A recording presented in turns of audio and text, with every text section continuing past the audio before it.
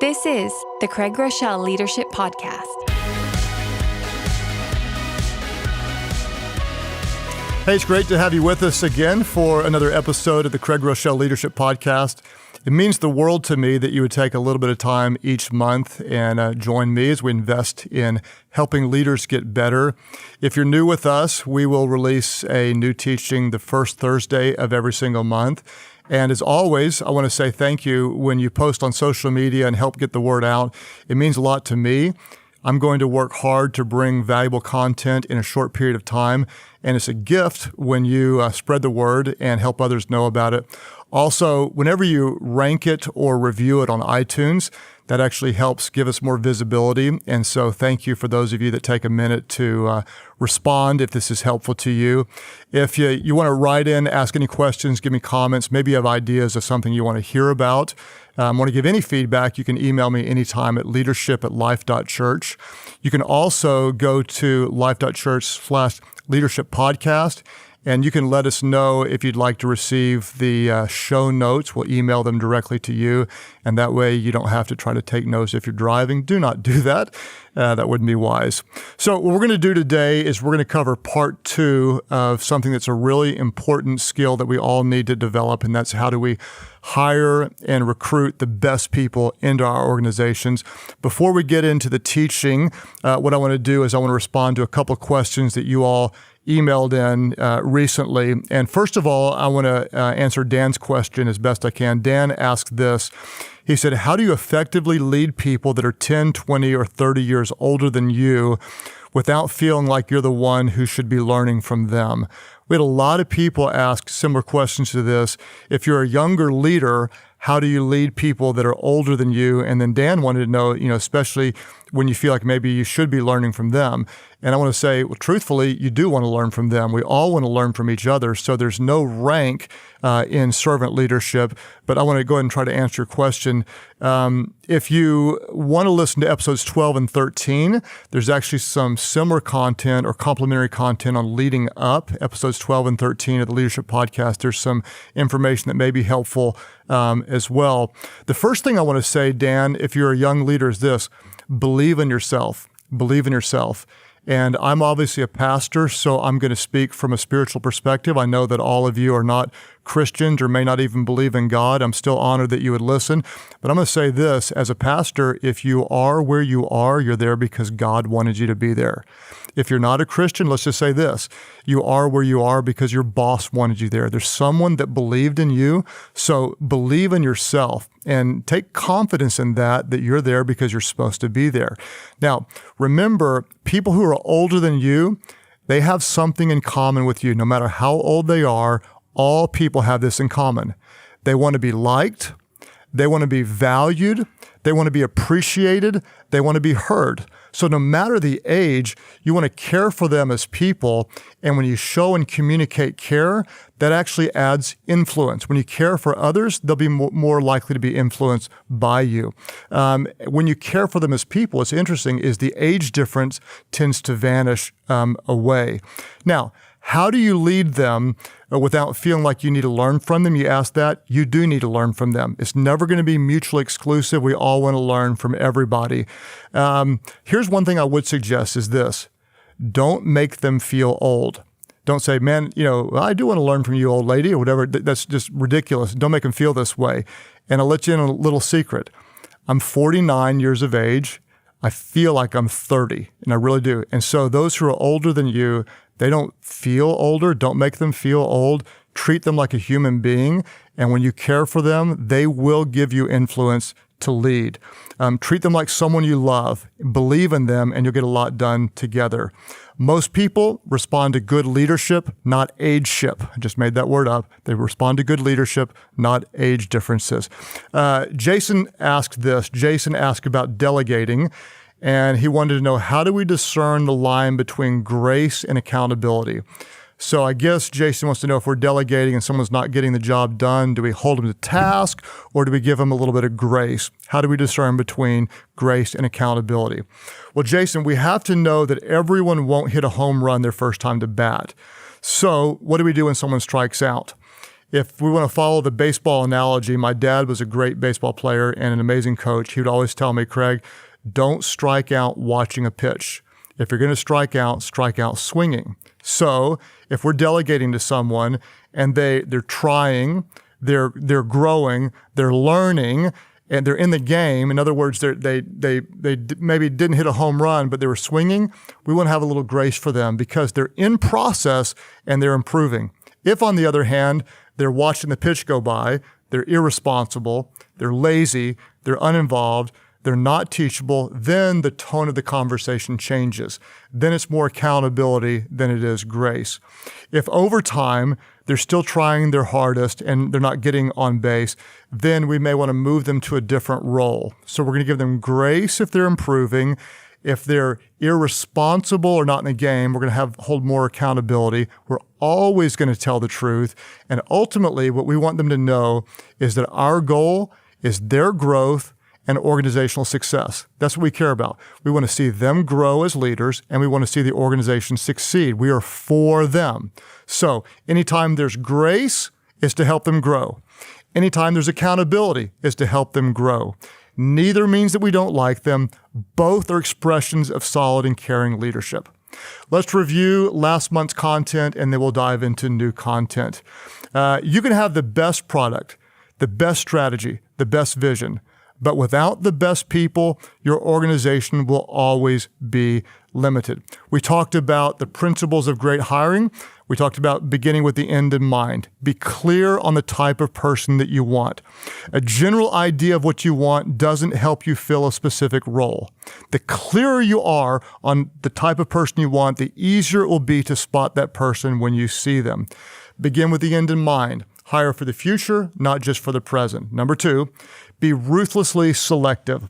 When is the best time to fire? The best time to fire is before you ever hire. Why? Because no hire is better than a bad hire. The cost of hiring a bad team member is greater than the cost of missing a good one, and wrong hires early make it more difficult for great hires later. If you ever think for a moment it's really expensive to hire someone great, wait until you hire someone bad. Why are we going to be so rigorous? Because we believe in the mission of what we're doing. We want the best people. We never hire out of desperation. If the right person is not there, it is not time. New content. Thought number 3. Number 1, begin with the end in mind. Number 2, be ruthlessly selective. Number 3, develop an intentional system or plan. Develop an intentional system or plan. When you know what you want, decide how you will determine a fit. Very simple. When you know what you want, determine how you will determine a fit. Our process goes something like this. If we're looking for a candidate to fill a role, we'll get a resume in perhaps, or a referral, and maybe it's someone within our church or in our organization, and they'll meet with a team leader who will have an initial interview. This is an informal interview. And if that team leader believes there's a 70% chance or better that this person's a right fit, then we'll take them to testing. So this is before the formal interview process ever begins. This is an informal interview. Then we're going to test people.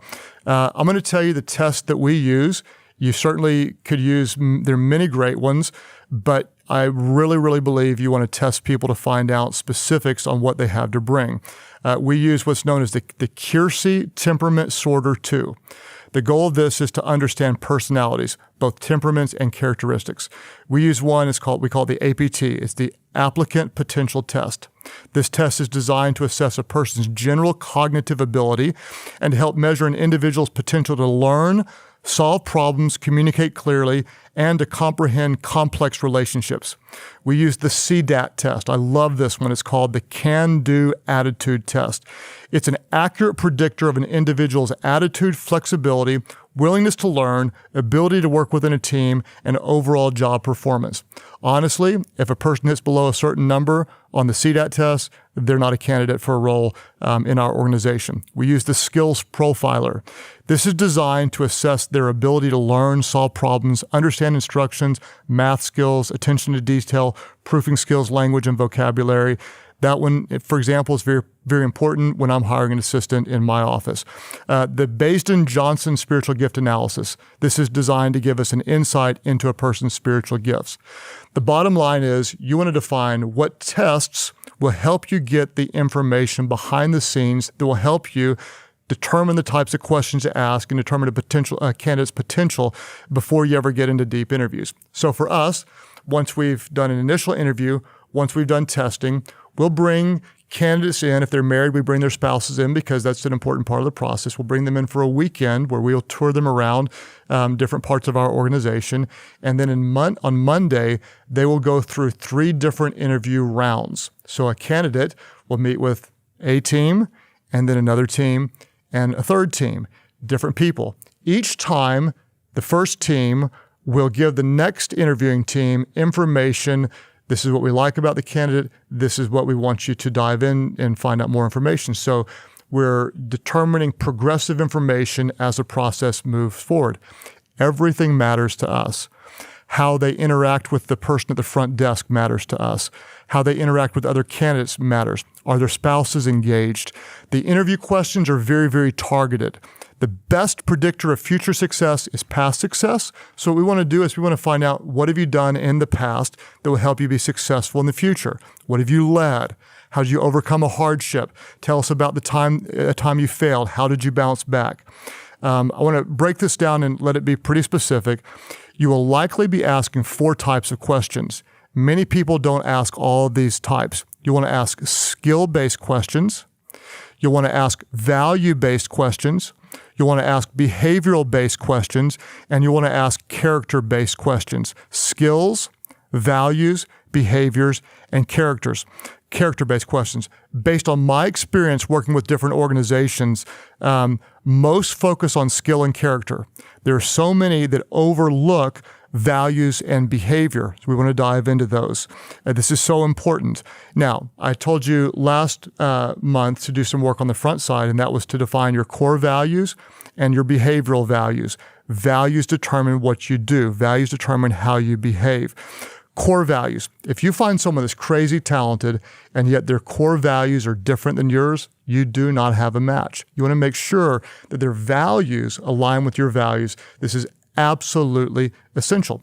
Then we're going to ask questions toward their values. For example, I lead a group of churches. Here are some things we value. We value evangelism. In other words, we value helping people find faith in God. We value big thinking. We're always going to think bigger. We value sacrifice. We give up things we love for things we love even more. So what I want to do is ask questions that help me determine, do these people value the same things we value? I might say, tell me about the last time you shared your faith with someone. And if it's been 3 years, they probably don't value sharing their faith like we would want them to. Big thinking. I might say, tell me about the last time you took a big professional risk. I want to find, are they risk takers? Sacrifice. Tell me about a time when you gave up something really significant. We're asking value-based questions. This is so important. Then we want to ask some behavioral questions. For example, it's really important for you to determine your behavioral values. I'll tell you our behavioral values. We value humility, teachability, resilience, sense of humor. If you're no fun, we don't want to work with you. Sense of humor, work ethic, drive, and flexibility. This is what we value. So if I'm asking questions, I want to find out about humility. I might say, hey, tell me the dumbest decision you've ever made. And I'm going to see, can they do it? Are they humble? Teachability. Tell me about a situation that required you to learn something different. Work ethic. Give me some examples of something you did considerably beyond the normal expectations of your previous job. And we're diving into real specifics. Now, here's a sidebar, and I really believe in this. Don't be afraid to put them into real life situations to test them. For example, if you've got someone who's going to be communicating, man, make them communicate. I recently added a team member in my office as an assistant, and I gave them a 1-hour exercise. And let me tell you what I had them do in 1 hour. We gave them way too much to do, and we wanted to test their ability to handle stress, their speed of work, the quality of their work. We wanted to test their relational abilities, their writing skills. All of this we got in a 1-hour test. We had them respond in writing to a critical letter. We had them find scriptures on wisdom. We had them proof a book endorsement, correct mistakes. We had them draft a thank you letter to key volunteers, take a phone call from someone demanding to meet with me immediately, pick a flight. This was tricky. A very cheap red eye that would leave me exhausted the next day, or very expensive direct flight that would leave me rested. So see what they value more. We interrupted them with someone asking questions, and then we had them select a gift for someone who has everything. And so what are we doing? I mean, we're finding out a lot. How do you handle stress? How do you handle interruptions? What's the quality of your writing in a short period of time? Decision making. Do you do what we valued first or not? How much do you get done? And in 1 hour, man, we could really quickly discern how good a performer one candidate would be over another. Don't be afraid to put them in real life situations to test them. What if they don't quite have all the skills, but they're like bought in, massive passion? This is my opinion. I always say, hire passion, train skill. Hire for passion, train skill. Because you can train skills, but you can't train passion. You can train people to be better, but you can't teach them to be passionate. So what are we going to do? Well, we're going to develop an intentional system or plan. And then number 4, once you hire, train, release, and learn. Train, release, and learn. Training is absolutely critical, and you're going to want to have a very detailed orientation process. We have a 2-day process. We call it Inside Out. We're going to show them the books we read, how to be successful, how to create goals, how to be accountable, what performance metrics we're going to measure, how to stay healthy in our organization. When they're new on the job, we're going to give them slightly more responsibility than they expect, and we're going to give them considerably more feedback than they expect. Feedback is the greatest tool for growth. I tell new team members this. There's 4 levels of learning. This didn't originate with me, but I tell them there's going to be stage number 1 where you are unknowingly incompetent. You don't know what you don't know. The second stage is there's known incompetence. In other words, you're like, oh my gosh, this is overwhelming. Now I know what I don't know. The third stage is when you have unknown competence. You're actually pretty good at your job, but you don't even recognize it yet. And then there's known competence where you're a high performer, you're hitting all cylinders, and you're making a difference. And so what I want to do is help a new team member know you're not going to know it all. You're going to be overwhelmed. This is going to be really difficult. And then suddenly one day you're going to wake up and you're going to be progressing through the stages. And then 3 months, 6 months down the job, I'll say, look, hey, can you believe this? Now you're an unknown competence. You're really good and you don't know it yet. So we're coaching them through the process. We're going to train, release, and learn. Shortly after hiring someone, they're incredibly valuable. Why? Because they are still objective. Once they've been in your organization for 6 months, they're losing objectivity. Maximize those first 90 days. Ask them, what's different than you expected? What could you do to make it better? What do you look at and say, why do we do it that way? Why don't we do it some other way? What's the biggest surprise? Ask them tons of questions. Maximize that season of objectivity. I love what Lee Iacocca said. He said, I hire people brighter than me, and I get out of their way. We're going to empower and release, empower and release. If you hear one common theme from everything we've talked about in these 2 episodes, I hope you hear intentionality. Intentionality. Be intentional about how you recruit and bring on people. Why? Because you never accidentally stumble onto a great team. You intentionally build one. Let me say it again. It's so important. You never accidentally stumble into a great team. You intentionally build one. Let's review and then a couple of questions. Number 3, develop an intentional system or plan. When you know what you want, decide how you will determine a fit. The best predictor of future success is past success. So let's dig in and learn from their past. Ask 4 types of questions: skill-based, value-based, behavior-based, and character-based. Don't be afraid to put them in real life situations. What if they don't have all the skills, but they have the passion? Hire passion, train skill. Number 4, once you hire, train, release, and learn. Training is absolutely critical.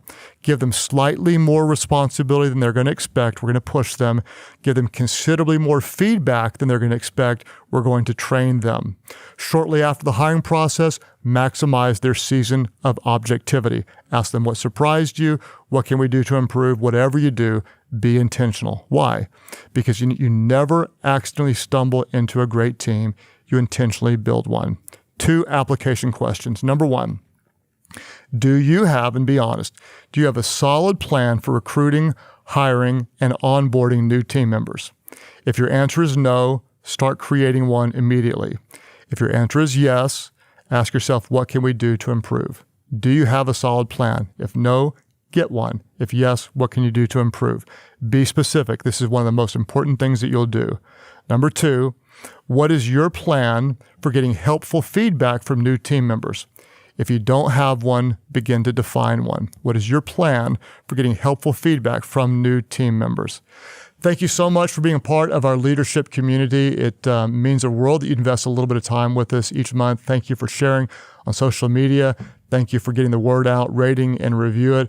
Remember, be yourself. You've got great tools, great passion. Everything is in you for a purpose. Be yourself. People would rather follow a leader who's always real than one who's always right.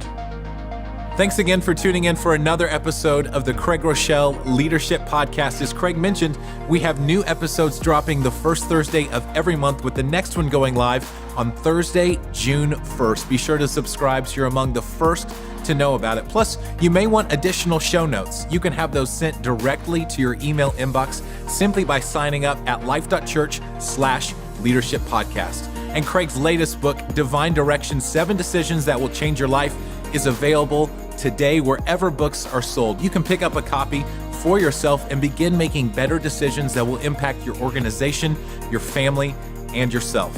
If you've been enjoying this podcast, one thing you can do to help us out is rate, review, and subscribe to it on iTunes. It's one small way that you can help us get the word out and help build leaders around the world. Again, thanks for joining us here at the Craig Groeschel Leadership Podcast. See you next time.